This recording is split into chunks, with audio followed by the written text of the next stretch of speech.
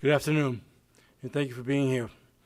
All right, well, this afternoon my message to everyone on Oʻahu is very simple. The city is prepared, and now we need you to be prepared too. And so I brought all of our experts, all of our first responders, everybody here today, and our intention is to provide you with as much detailed information as we possibly can. But there's only so much that we can do, and we need our community to help us help you. So that's what today is about. Now, right now, outside, we all know it's a beautiful Friday afternoon. But don't let that fool you, because tomorrow, Saturday, is when things will change. I'll give you a little bit of detail about that based on just having been briefed within the last hour by the National Weather Service. This storm, Tropical Storm Lala, right now, is moving at a pretty rapid clip at 14 miles per hour. It's still south of us. And we're expecting, as it approaches us, probably sometime tomorrow evening, Saturday evening. That doesn't mean it can't arrive sooner, but that's what the anticipation is. I can tell you that this is very different than the past storms, so we don't want anybody to panic. What we want you to do is be prepared. But this is a real storm, as you can see here, and it's massive. Now, in that regard, we're probably looking at a rainfall 2 to 4 inches on the leeward side, 4 to 6 inches on the windward side, and probably in selected mountain areas 6 to 8. Now, that's not a tremendous amount of water given what we dealt with the Kona lows, but nonetheless, what this storm brings with it is strong winds. Now, as it moving up the ladder, it looks like, it'll change from, as we get within 24 hours, a tropical storm watch to a tropical storm warning, and that's just natural, but you can expect that upgrade. This is still nonetheless a serious storm, because with this, even though it's projected as it tracks up to probably be somewhere between 100 and 150 miles south of Oʻahu as it comes off of the Big Island and working its way north-northwest, even though it will do that, that wind span in that system is about 195 miles wide, okay? So even though it's 100 to 150 miles south of us, we will get the wind effects and we will get the water. And the combination of that with that kind of wind force on certain parts of the island can cause problems. So we want to be sure that everybody is aware of that. To that end, we learned a lot during the Kona storms. There's no doubt. And our preparation this time is, as I said, as thorough as it possibly can be. So there's a couple of things we want to make you aware of. First and foremost, we will open up shelters tomorrow morning starting at 8 a.m. We're going to open up 8 shelters at 8 a.m. And I just would tell you where they are. Okay. Blanche Pope Elementary School, Castle High School, Kahuku Elementary School, Kapolei High School, Mililani High School, Moanalua High School, Nanakuli Elementary, and Roosevelt High School. And Kapolei High School will also be used to safely shelter residents from the city's HONU program that we have out there. So those 8 shelters open tomorrow morning at 8 a.m. In addition to that, at 7 a.m. tomorrow morning, we're going to activate a non-emergency call center. Non-emergency call center, the number's in front of you, 808-723-8960. I'm going to emphasize non-emergency. If you have an emergency, we're going to ask that you call 911, okay? So we want everybody to be aware of that, and that's something we haven't had before. Look, now is the time to prepare before conditions get worse. We don't want to wait for things to deteriorate and have people overreact. And I would hope that everything that we went through several months ago with the Kona lows has been a reality check for all of us. Today, if you watch news on the mainland, you see some really horrific events going on all over the country. Nobody seems safe. Wildfires, tornadoes, hurricane watches, flooding everywhere. Well, we're not immune to that, okay? And we want to be safe. The one thing we came out of the Kona lows with was an incredible sense of gratitude that nobody died. Yes, we had a lot of property damage, and it messed up a lot of people in their lives and their families. We know that. We can't control the storm, but we went into it this week as a team saying we can't predict or control the storm necessarily, but we can prepare for it. And I can promise you, everyone on this island, that we are prepared. You have to help us. That is the difference maker. You have to help us help you. So I want to open it up to questions that anybody might have. And I have the experts here with me, and we're happy to answer everything. But we want this to be as much of an informational briefing as we can possibly give you. Okay? So with that, go ahead. It's mentioned that they are shelters, but obviously they're called, refuge areas, and many people have said that they're a last resort. That said, some people may still have missed this information, even though we've been putting it out. What are the things that people should be prepared for if they have to go to one of these refuge centers? Yeah, well, first of all, they're there to welcome the public. Even they're animal friendly as well. Nobody's going to be turned away. And we're going to have staff on board. Things will be safe. I believe we're going to have police presence, too, to maintain that safety, which is what we did last time. So we want it to be very welcoming. They're going to have to bring their own supplies, to the extent we'll see. One thing I want to mention about this storm that was different than the Kona lows. Kona lows, part of what plagued us was the system came and it sat on top of us and seemingly stayed there for days, as you know, dropped over 60 inches of rain. This is a fast-moving storm. We think it'll be a 2-day event. So, I don't even anticipate necessarily, unless somebody's home gets destroyed by wind or whatever, that people might have to stay in shelters long. But we want people to know that if they're concerned about where they are, if they think that they're home, and look, if you know by now if you're in a flood-prone area or if you're going to be susceptible someplace where you feel like the wind damage, that's what this is being set up to do, for people to have a place to go to if they don't have family or otherwise. One of the things that we learned last time as well is a lot of people went to other family. So I'm telling you right now, if you're in one of those places, do that. Do that tonight while the weather's good. Do it tomorrow morning. Do not wait, okay? This time around, we don't want anybody surprised. The hardest part for us last time was the incredible speed and the surprise of those rain bombs that we had that dropped unprecedented amount of water in the middle of the night. And it was surprising and it was scary. We don't anticipate that happening right now, okay? Yes. From Aloha State Daily, you said that you learned lessons from Kona lows that have helped you prepare for this storm. Can you speak to what lessons you learned and how you've implemented changes this time around? Well, from a preparation standpoint, we wanted to make sure that not only do we have shelters and a call center in place before anything even begins, but we have our people. We've deployed resources around the island. We've moved vehicles around the island in places where we think we're going to have the greatest need.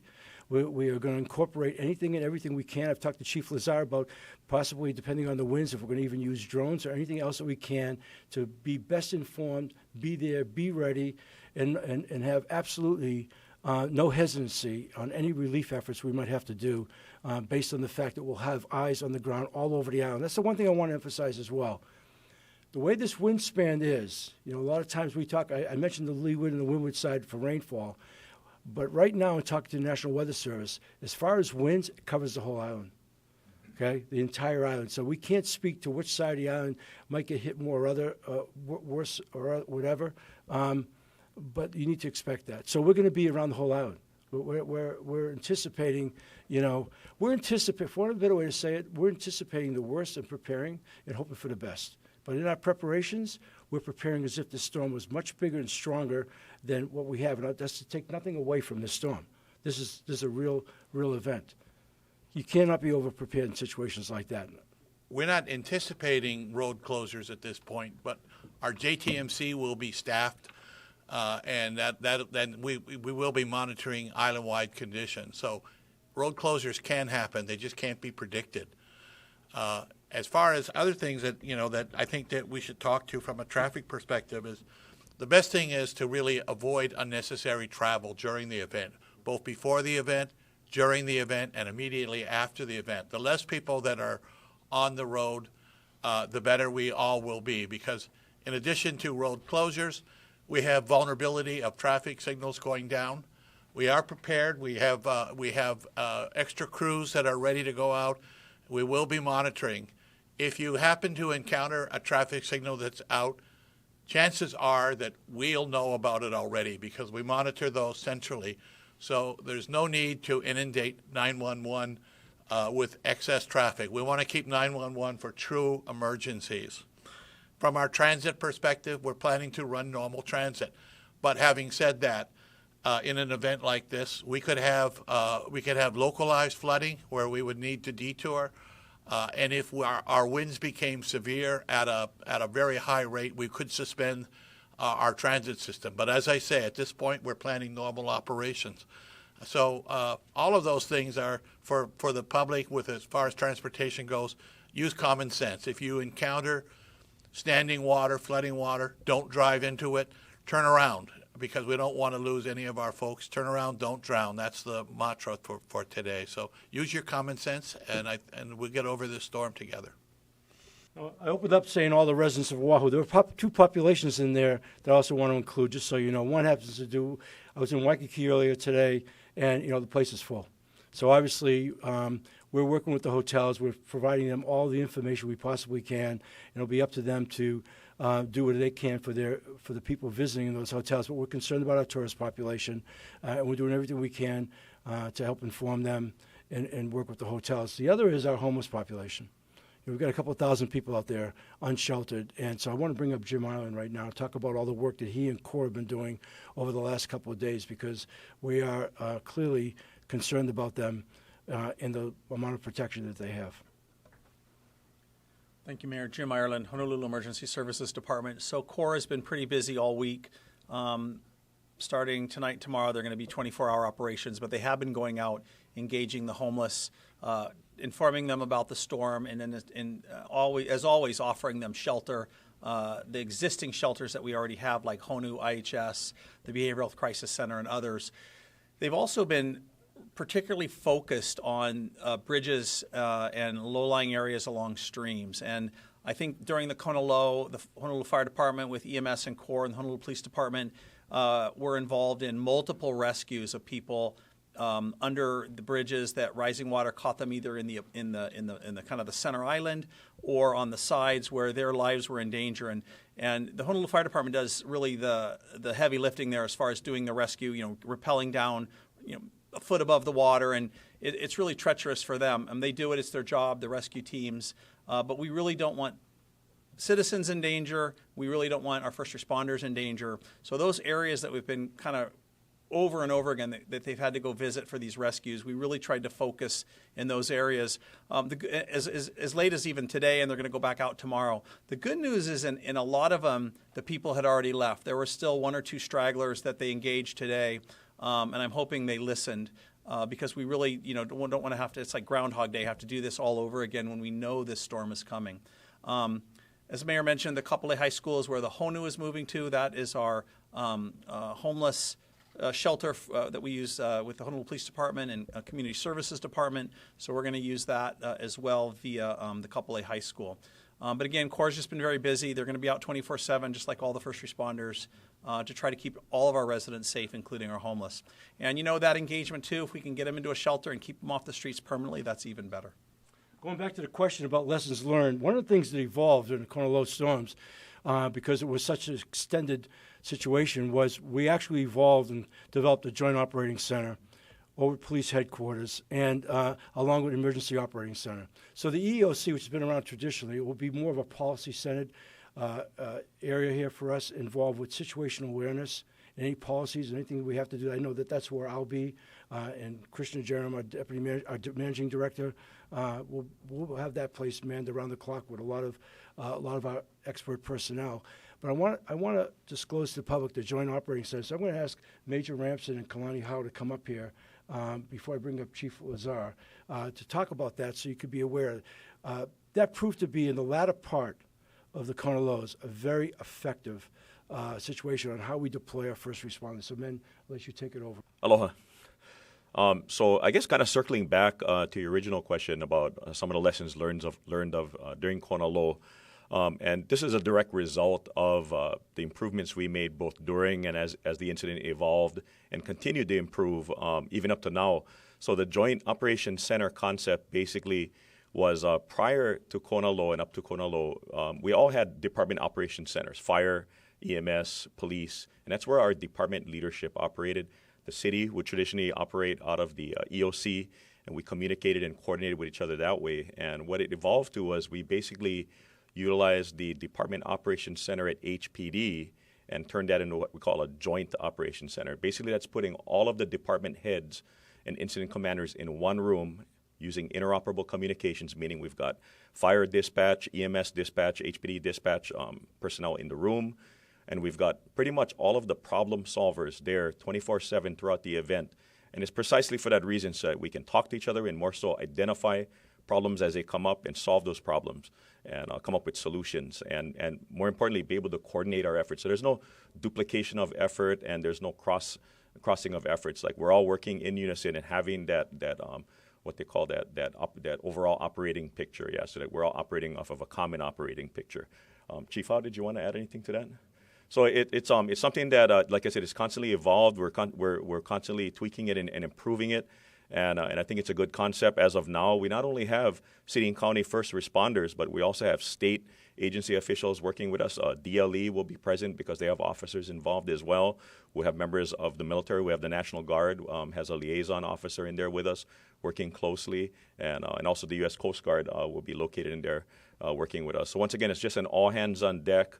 Just getting all the right people in the room together to be able to identify and solve problems as they arise and direct resources where they're most needed. And the important thing, too, is that we work in unison with the EOC. So the EOC is where the policymakers are. We're communicating constantly with them, providing them that real-time awareness of what's happening and using them also to coordinate outside resources. So as we bring resources to bear, we're constantly working in unison with our folks over at the EOC as well.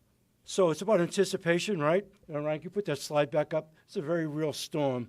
And so that's part of our learning, if you will. As I said earlier, we're going to deploy resources around the island, but it's also about anticipating. One of the things I really want to stress here, we're also working very closely with our federal partners, and our state partners, and including, if necessary, our military partners as well. This is an all hands on deck.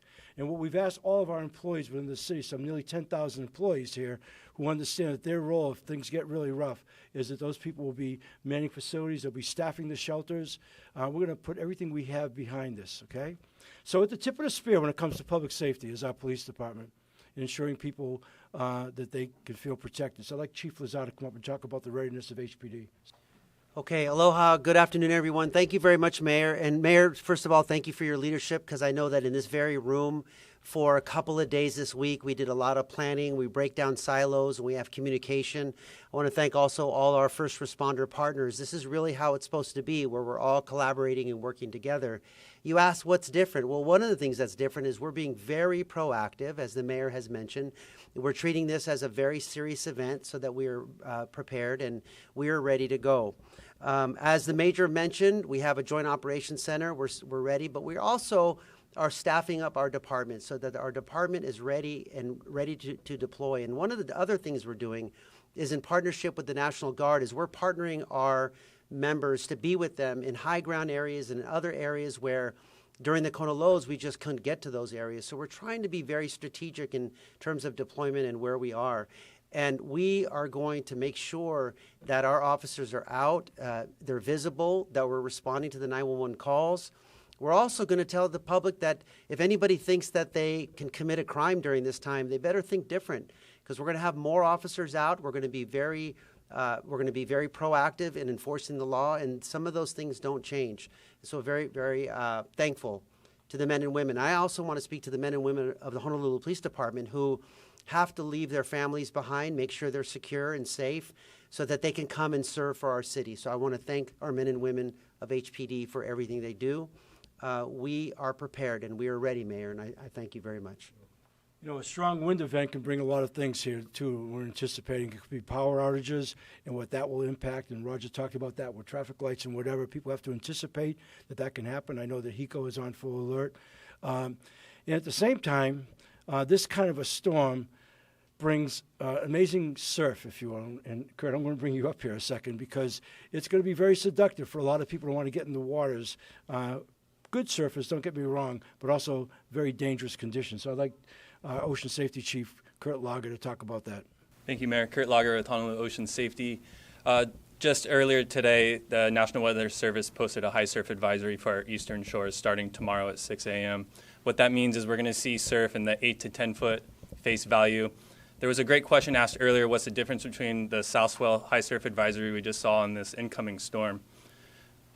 A south swell is generally comes from a storm that's much further away than what we're seeing right here. With this type of storm that's producing this kind of surf, the ocean conditions can and will change very quickly. We'll see the surf rise very fast.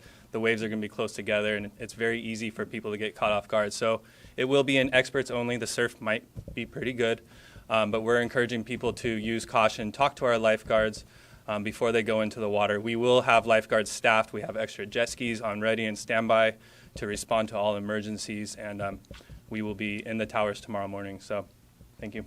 Again, along the lessons learned, things we're doing differently and anticipating. We've been in the business of cleaning up streams pretty much since the Kona lows. And I just recently this week here, our Department of Facilities and Maintenance for the last couple of weeks, I believe, have been cleaning the Manoa stream. We've opened up the mouths. Warren, you want to come up and embellish that a little bit about, because we want to minimize flooding wherever we possibly can. Thank you, Mayor.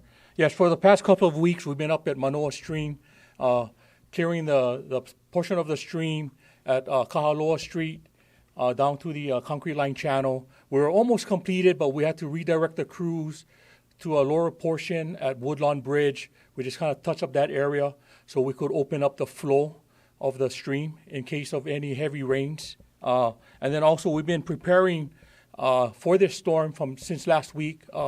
We've been cleaning storm drain throughout the island, all over Honolulu, West Oʻahu, and also East Oʻahu.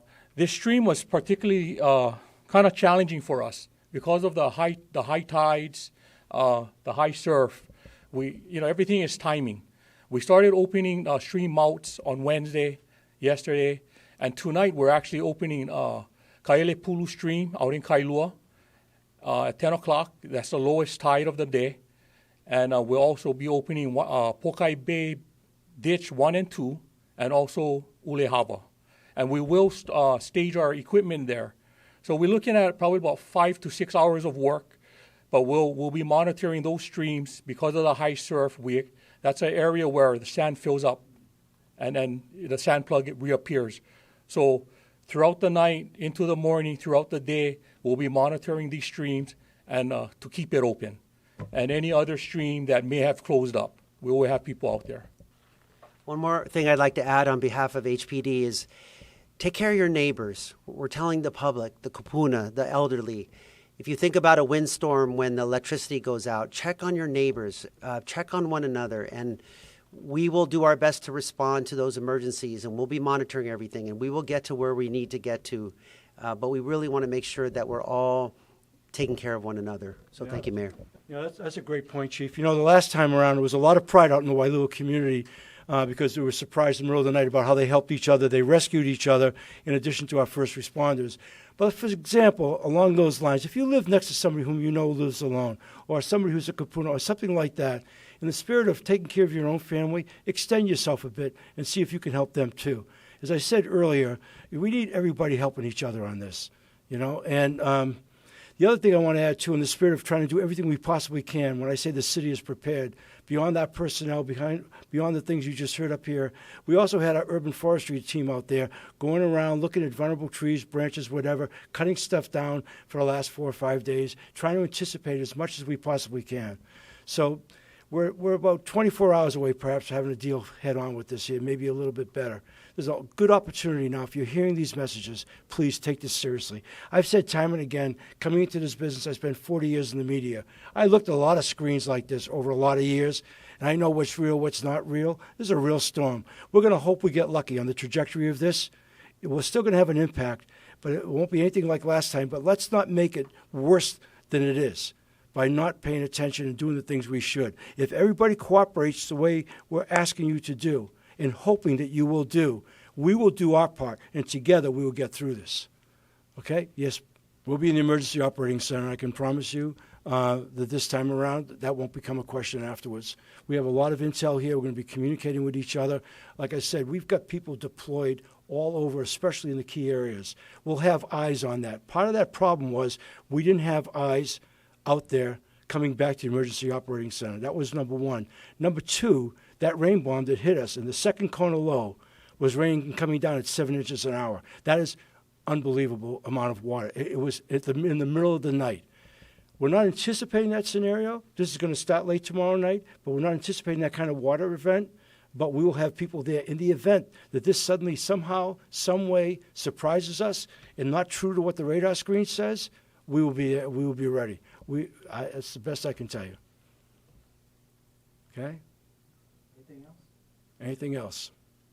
Okay, so I'm just going to say it one more time, as the Boy Scouts say, be prepared. Please, you owe it to your families, you owe it to each other, and we owe it to you to be prepared. I'll say it again, the city is prepared. Please do your part. Help us help you. Thank you very much.